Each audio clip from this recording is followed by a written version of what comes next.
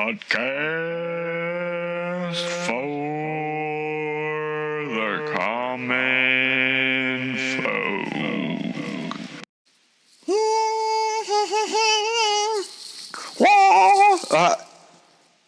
Hold up. Wah, wah, wah. I can't. Alright. Shit. Alright. I ain't faking it. Okay? I ain't gonna play it. But I just want you to know I was trying to do the theme from the good, the bad, and the ugly. It just didn't come out right. Maybe because I'm not a trained singer. I'm a hillbilly. At the very best, I've got a death metal growl. So if anybody's in need for a new vocalist, give your boy a call. Just saying. Usually a death metal growl. I know sometimes you can get some good blues going on. So we'll go with that. Yeah. Podcast for the common folk. Oh, yeah. Alright, sorry. I'm an idiot. Although I did get a little new intro with the echo. You know, podcast, cast. That was me doing the echo on my own, not the digitally enhanced created echo, which is all good. Although that was my skill back in elementary day. Alright, some kids could sing, some drew well, some were just really good at being a kiss ass to the teacher, and I growled. I could do slow motion, both with sound effects, and like a physical reenactment of that very well. And, I did a good job of doing an uncomputer generated echo. It's one of the proudest moments of my life. Of course, the elementary school crush didn't think so, just thought it was weird. But that's okay. Weird people usually lead weird lives to weird beginnings, and wherever I was supposed to go with that, probably weird endings. But it's all good, because I want to be excitable, enthusiastic, okay? You know what I mean? You get bad, it's when you get low and you're not doing nothing and you're in your own head. So I just gotta leave out there and just gotta be like, you know what? Screw it. Let's go drink some Diet Coke and throw bread at the ducks. Unless they're those geese, which are not ducks, okay? But there are these geese up at my alma mater that me and the lads, or the honkies, or the houses and honkies, or the hosses and honkies and honkettes, because there were women, yes it was. And then we would stop there for lunch playing an Albuquerque football team, and there was that one time we always got Arby's, by the way. Arby's is pretty good. I like Arby's. Arby's sauce. I like how they do the casserole cakes, the hash browns, and you know what? I like some of their chicken sandwiches, which is not something you would expect, especially from Arby's. Like, we got the beef, and I'm here to order chicken. So, it's a weird life. It's like one of my all-time other favorite restaurants. I got a lot I can't always choose. But one of my all-time favorites is this Raising Cane's. And they just put one down in my town. And, I like it all. Okay, any place where you can go and you can buy a sweet tea in jug sizes. I'll walk up and they're like, hey, you want chicken today? I'll be like, I need 2 gallons of sweet tea and 4 large sweet tea as large drinks. You better put ice in them. Thank you very much. And sometimes I'll throw in a little coleslaw because I like coleslaw. Let's see the other one, which is, I think it was Church's Chicken. Yeah, they put a spot right across from my high school, which was always cool, but Churches have got the sweet biscuits. See, that's why I don't do too much seafood, but I do go to Red Lobster from time to time. So I like, you know what I mean? I like Red Lobster biscuits. Sometimes I'll go just that. Oh, not only that. Oh, wait. Yeah, but this one time I went and we were celebrating my grandma's birthday. Oh, it was a real hootenanny hollering type of an affair. Yeah, hootenanny. Oh, yeah. I learned that word. I don't even know if it works, but, oh, yeah. It was a positive hootenanny, if a hootenanny isn't already considered a positive word. I do not know on the tones and context of that. I don't really even know how to spell it. So the 5 minutes I spent going over, Google or dictionary.com to try to get the right word to appear up was futile. F-U-T-I-L-E, I think. I know. I got it from the movie True Grit a while ago when they were using futile in a different context. Although it doesn't matter. It's probably feudal, and so that's probably wrong, but I just like the draw, so I just say futile because that's my style. And did I do it on purpose because it rhymes and I have that written here on a sticky note? Maybe. Maybe not. Maybe I did it on purpose, but my memory's better. I don't know. All right. Just listen and be proud that I looked up hootenanny, or at least tried to, because that is already more work than I would have done last week. So let's get in on it. What do you got? Oh, all right. So from the area where I'm at, Wild Wild West, real tap good shit. Okay, when you all liking that, yeah, I know your ass played Red Dead. I know we all like that shit. Old Town Road, that banger. Okay, that was from that's a Red Dead inspired song, which is a country west inspired song, and I love talking about it. Okay, you want to know about some more of that cowboy shit? You go up north to Canada and you hit up my boy Justin Rogers. That dude's an auctioneering heifer, and he can spit a mouth. Oh jeez, man, million words a second. Okay, that shit's talent too. I have problem with tongue twisters, which is a working theory on how that's what we have to use to prove to the cops that we're not drunk, because if we don't want to take breathalyzer tests. But that needs to be something I need to consult with like Ron White or someone who would have made jokes about that, because I need to get a little more scientific data gathering in before I push that hypothesis in the world. And I ain't going to find a conclusion or nothing, because I had a science fair experience that went wrong in 5th grade, and I ain't a big fan of writing. Oh, I love researching. I'm good at that stuff too. But you know, when little Susie at the damn mountain, I froze sodas and explained why which sodas took longer due to the chemicals inside them and why it was a different process to freeze. I got a C. Wasn't considered. But Lil Susie, I put Susie, I don't know what her real name is, but I'm just going to go with Lil Susie.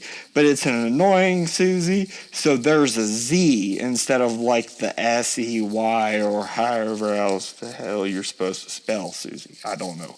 Anyway, when she was I got my freezing sodas talking about aspartame and the food color and whatever the hell else there is in Coke and Diet Coke.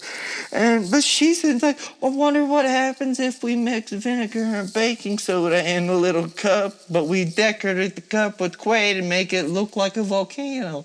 Oh, what? It explodes. Clap, clap, clap, everybody's blah, blah, blah. First place nominated for district and A+. Now, she didn't do nothing original. All right? Jesus Christ. What the hell's wrong with her? I did my own shit, but no. Oh, yeah, well, you missed a couple of typos. Are you telling me, because I don't know how to spell aspartame, that's worth a C? But the dumb hoe over there that didn't even do some original, okay, that deserves an A in first place. Well, guess what? She lost because our school was a dipshit, and you don't send vinegar and baking soda basic bitches to state to represent your school in the first place. Sorry. Still mad about that and move on. Fuck this shit. All right. or whatever the monks do. Wild West. I know a local legend around my time named Billy the Kid, William H. Bonney, and 3 or 4 other names and itineraries. There's a bunch of shit. His beginning and his end ended with some mystery, which is, I mean, if you're brought into this world under mysterious circumstances, you're a real Benjamin Button feller, and you're brought out under mysterious circumstances. That's about what I would expect from people in life. That's what I like, okay? So we'll go in with that. All right. But Billy the Kid and his mama were orphaned out there. Well, I mean, he wasn't orphaned yet, but he was with his mama, and his dad went out for like a pack of cigarettes and got killed by Indians or something. I don't know. Probably was a douche. Okay.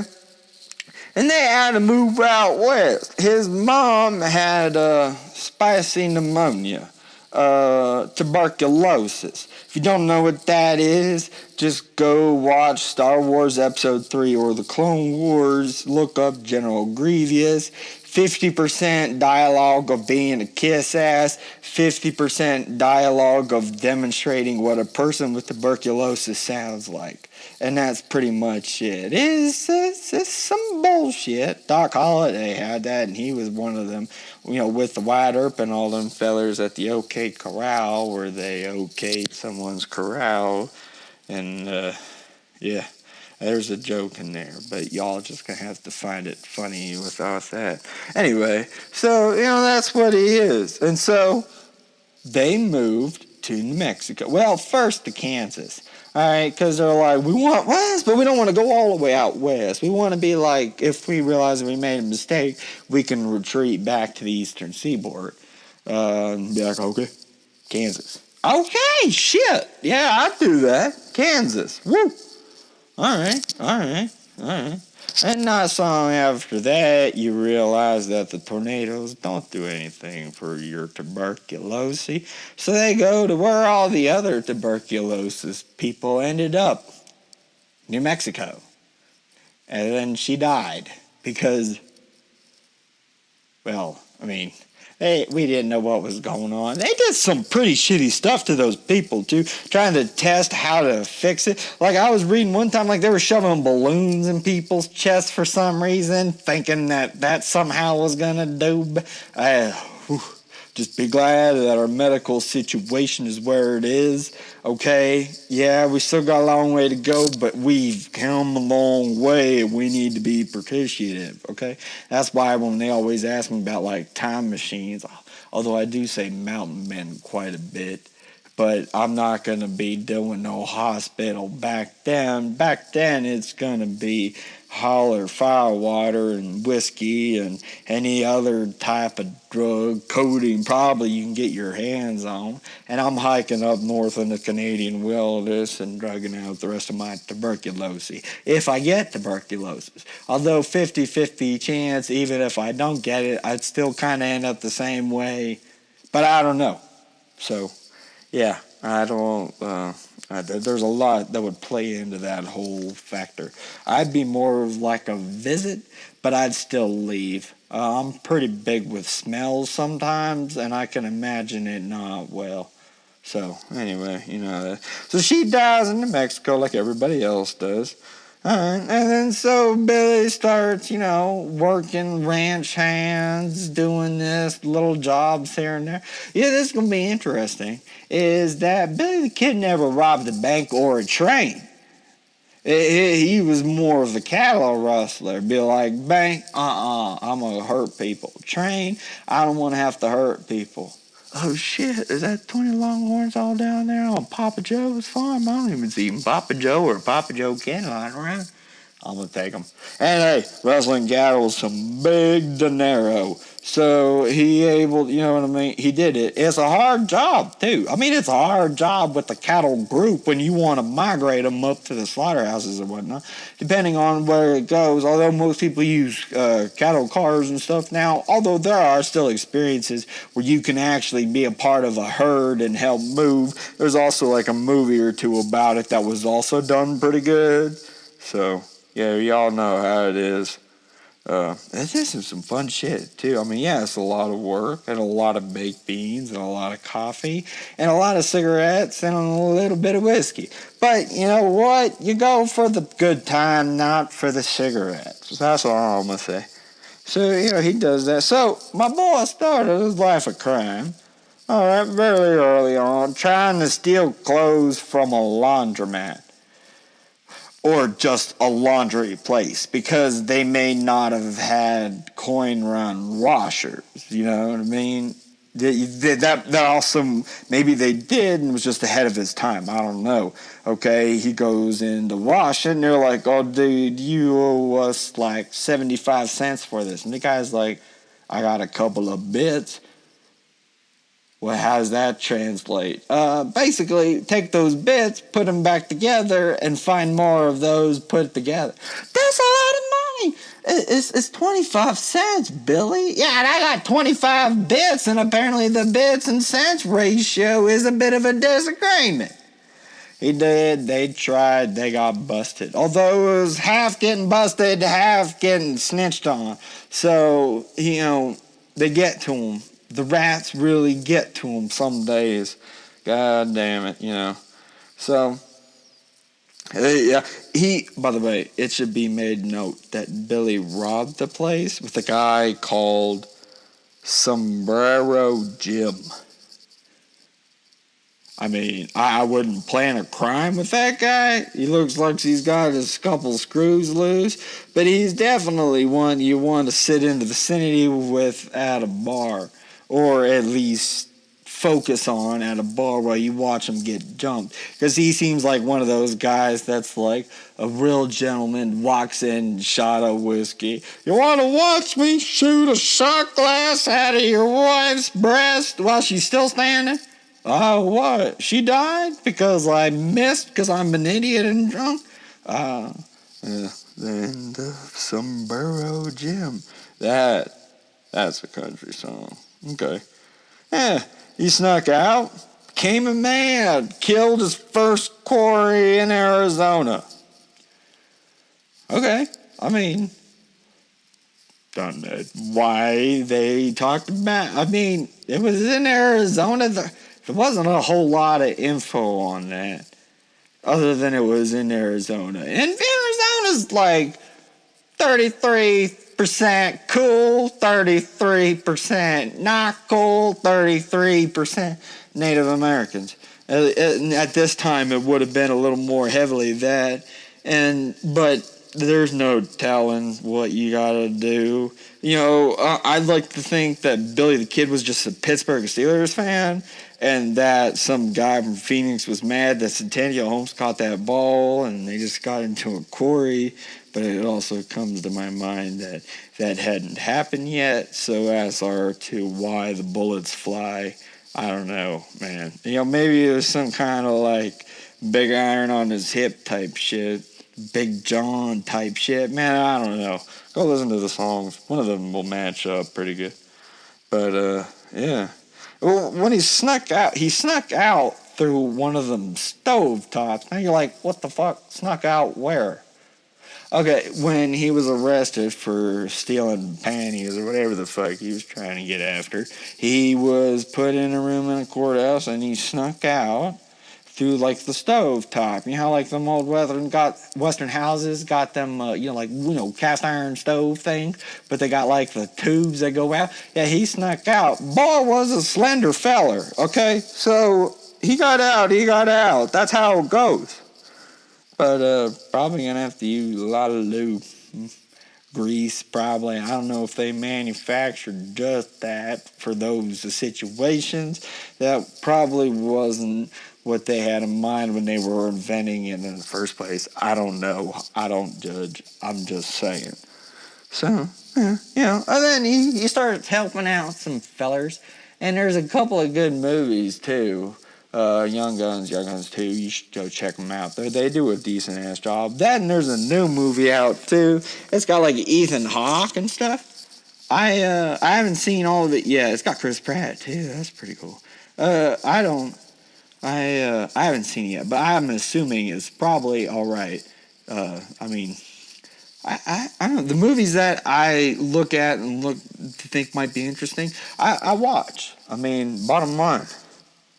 Anyway, he snuck out, killed his first man in Arizona. Then he came back to New Mexico, running from the law, running from the law, da da da da. That's a country song, sorry. Or, I mean, more southern rock, Leonard Skinner, CB3 type of music. So that wasn't, I don't know who did that. I'll look it up later. I could have looked it up now and edited it in because that's what professionals would do. But I'm a amateur professional, and I'd prefer to tell you more about how we started a gang war in New Mexico rather than look up who made a song called Running from the Law. Is that Judas Priest? No. I don't know yet. I'll get back to you. So he starts a gang war in Lincoln County, New Mexico. It's a beautiful area up there. Lots of mountain trees, real Wild West. Like when you see John Wayne movies or any of these new Western movies, okay, you're kind of see it's kind of like desert stuff, but you got a lot of pine trees and there's still that's New Mexico. So New Mexico is very Wild West. The good and the bad and the ugly looks very New Mexico, at least for the parts in New Mexico. So, they do a lot. They do a lot there. But basically, there was these Irish fellers that ran the state with the governor. And then there was an English feller that didn't run the state, but did have cattle. Yeah, cattle. I'm assuming he had candles too. I mean, everybody read back then. So, the ones that could did.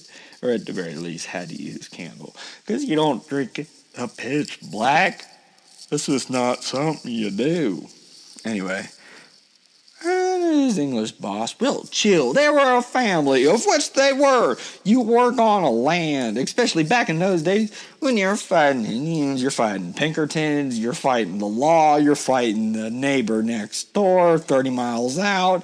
It is a brutal world. And so when you work together as a team, and it's a bond, it's what it is. And the Irish killed the English dude because they thought that that's what they were going to do. So, of course, Billy the Kid killed the Irish fellers, and then all of a sudden, just hell. And Billy the Kid proved to be a good-ass marksman, too, hence, because the governors had to outreach to him to do a peace treaty and stuff. Yeah, that wasn't Billy the Kid at all. Billy was just winning, okay? And all of a sudden, he kept killing them, kind of like Jeremiah Johnson, if you watch the movie. But that Jeremiah Johnson had honor, which is why that whole scene was just done well. This was more of started with honor, and then it was just like, well, if you side with the law, you going to be laying on your backside in a pine box. Billy. It doesn't end pretty good for Billy, though. He goes to sign a peace treaty, shoots some candles, impresses the governor. The governor decides that, the governor decides that I don't like Billy and screws him and his buddy over. Bunch of gunfights. Pat Garrett, who was with Billy the Kid and the gang for a while, then left, tracks Billy down. Now, there was a lot of... He gets arrested by Pat first. And this is one of the big ones. He was in Lincoln County, standing trial. And he sneaks out, steals a pistol from one of the sheriffs that was picking on him and kills him with his own gun. There's a place he can go where you can see the actual bullet, which is cool. You can see the hole and the blood stains. Lincoln County is a cool place, unchanged. I highly recommend. It's a day. It's not even. It's an hour maybe. But it's very real, very real. I love it there, and the people there are nice too. So that's always a plus. But yeah. He sneaks out. He's in Messia for a while, getting tried. And they're trying to bring him in. Be like, hey, it's who's that? Okay. That's Billy the Kid. Right. Hey, doesn't he look like that feller that was the coach of the Mighty Ducks? You know the movie I'm talking about? Yeah. Yeah, he looks a lot like him, doesn't he? What was that movie? Oh, I don't know. It's just something that's going to come along. I think it has something to do with hockey. What's hockey? I don't know either. I was just saying that because the fourth wall break sometimes is funny. Sometimes it's just weird. Anyway, long story short, Billy, but you have to drag it out and be enthusiastic.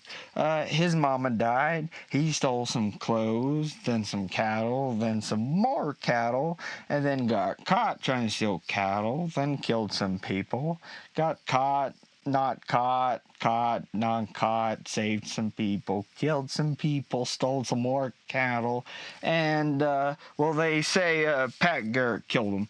But a working theory is that he never did. Billy the Kid, rode out and there was a guy who claimed to be him somewhere over in Texas.